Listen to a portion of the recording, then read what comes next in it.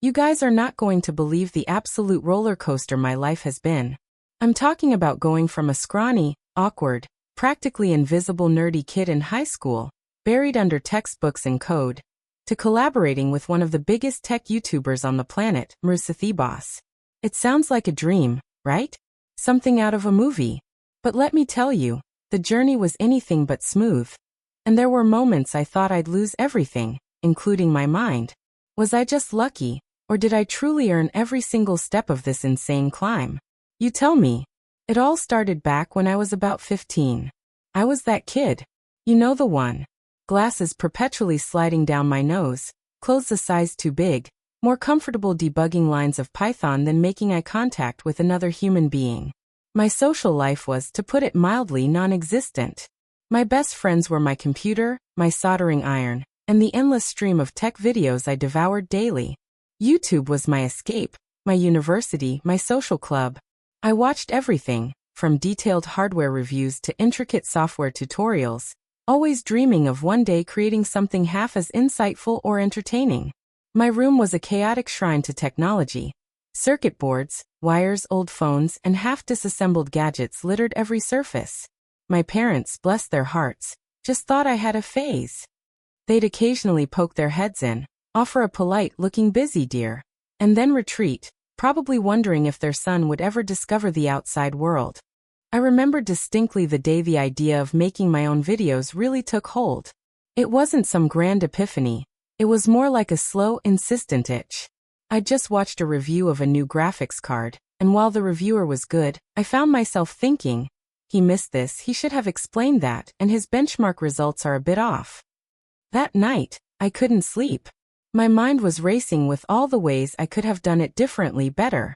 The next morning, fueled by a potent mix of adolescent arrogance and genuine passion, I decided I would try. I pulled out my mom's old digital camera, a clunky point-and-shoot that took grainy photos, rigged it up on a stack of books, and hit record. My first video was a disaster. I rambled, my voice cracked, I fidgeted, and the lighting made me look like I was broadcasting from a cave. I deleted it almost immediately, burning with embarrassment. But the seed was planted. I couldn't let it go. Over the next few months, I dedicated every spare moment to learning.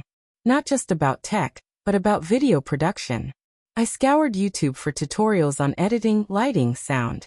I borrowed a cheap microphone from a friend who dabbled in podcasting. I spent my meager allowance on a basic video editing software.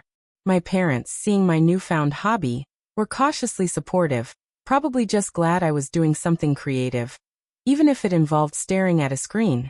I started small, reviewing obscure gadgets I found at flea markets, explaining basic coding concepts, or demonstrating simple DIY tech projects. My early videos were still rough, but with each one, I got a little better. My confidence slowly grew, and I started finding my voice, a slightly sarcastic, deeply enthusiastic, and surprisingly articulate voice, especially when it came to circuit boards and CPUs. My channel was called Bitebender. I thought it sounded cool and techy. For a long time, it was just me, my cat, who frequently made uninvited cameos, and maybe 10 subscribers, mostly my aunt and a couple of pity subscribers from school. But I didn't care about the numbers. I cared about the craft. I loved the process of researching, filming, editing, and sharing. I loved the rare, genuine comment I'd get like, "Hey, this was actually helpful." Those comments were gold. They validated the hours I spent hunched over my desk, eyes burning, fingers aching. High school was still high school though. My YouTube life was a secret, my alter ego.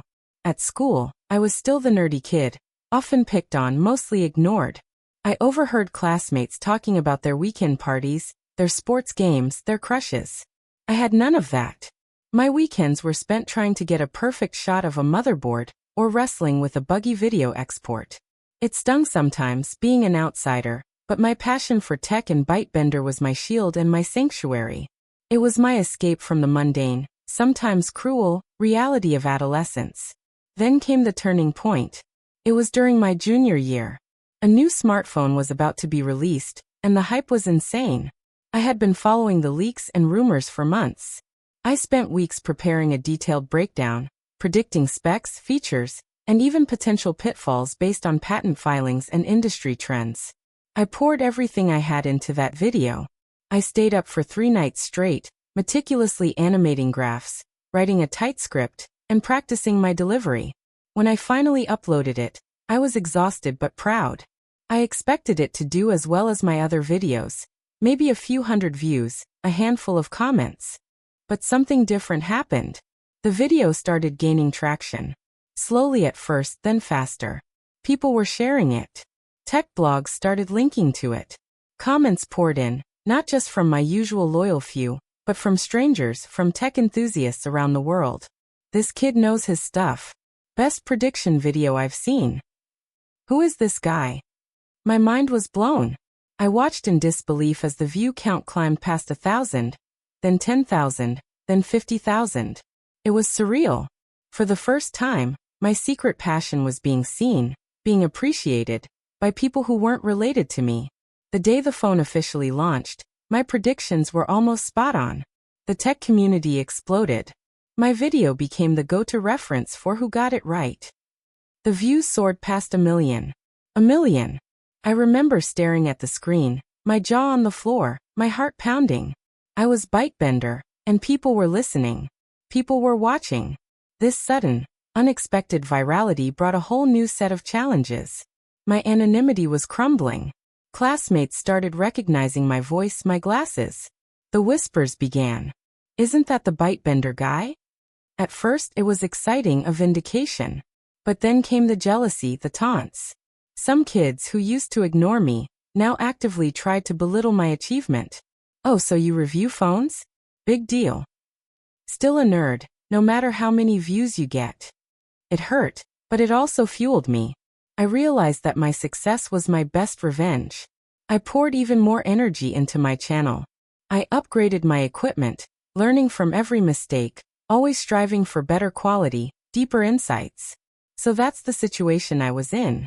I had tasted success, but it came with its own bitter aftertaste, especially in my personal life. I was caught between the intoxicating rush of online recognition and the isolating reality of high school. I had to make a choice. Retreat into my shell or push forward, fully embracing this new path, consequences be damned. Before I tell you what happened next, I want you to pause and comment below what you would have done in my shoes. Would you have let the haters get to you? Or would you have doubled down on your passion? I chose to double down. I decided that if I was going to be known as the tech nerd, I was going to be the best damn tech nerd I could be. My channel continued to grow, fueled by my relentless dedication and a growing audience that appreciated my honest, in-depth approach.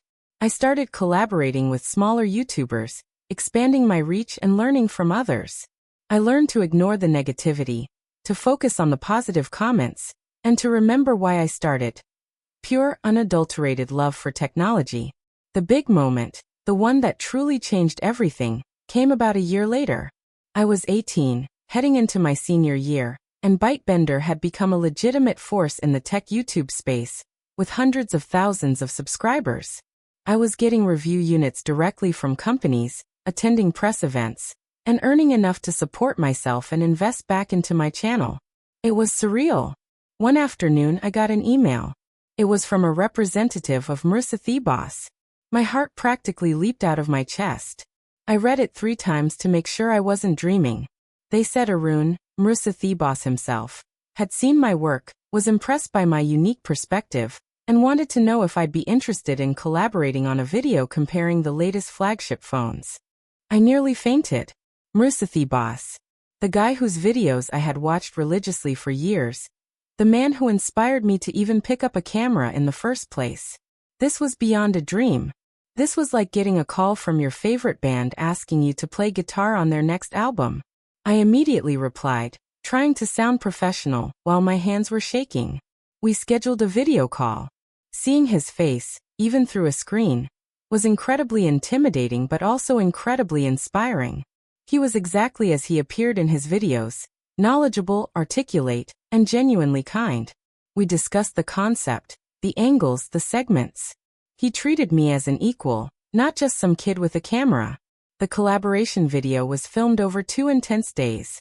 One day at my makeshift studio, And one day at a professional studio, I was a bundle of nerves. I meticulously prepared, rehearsing my lines, polishing my arguments, making sure every fact was triple-checked. Meeting Arun in person was an experience I'll never forget. He was incredibly supportive, offering advice, sharing insights, and making me feel completely at ease. We talked for hours about the tech industry, YouTube, and our shared passion. It was like finally finding my tribe, my people, after years of feeling like an outsider. The video dropped, and it was an instant hit. The comments section was flooded with positive reactions. Bitebender and Mrwhosetheboss, what a dream team. This is the collaboration I never knew I needed. Bitebender's insights combined with Boss's production value is just perfection. My subscriber count exploded. My channel officially crossed the 1 million subscriber mark.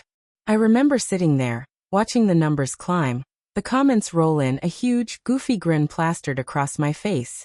All those late nights, all those struggles, all those moments of doubt, it all led to this. The nerdy kid who used to be invisible was now collaborating with a global tech icon. The aftermath has been incredible. My channel continues to thrive, and I've had more amazing opportunities than I ever could have imagined. I still keep in touch with Arun. He's been a mentor and a friend. The jealousy and the negativity from high school have faded into distant memories, replaced by a supportive community of fellow tech enthusiasts. I've learned that true passion, combined with hard work and resilience, can take you to places you never thought possible. So if you're out there, a nerdy kid with a passion, feeling like an outsider, remember my story. Don't let anyone tell you your dreams are too big or too niche. Embrace what you love, work hard at it, and never stop learning. You never know who's watching, or what incredible opportunities might be waiting just around the corner. Like this video if you were on my side through this crazy journey. Subscribe for more stories like this, and make sure to share your final thoughts on this whole mess in the comments section. What did you think of my transformation? I'll see you all in the next story.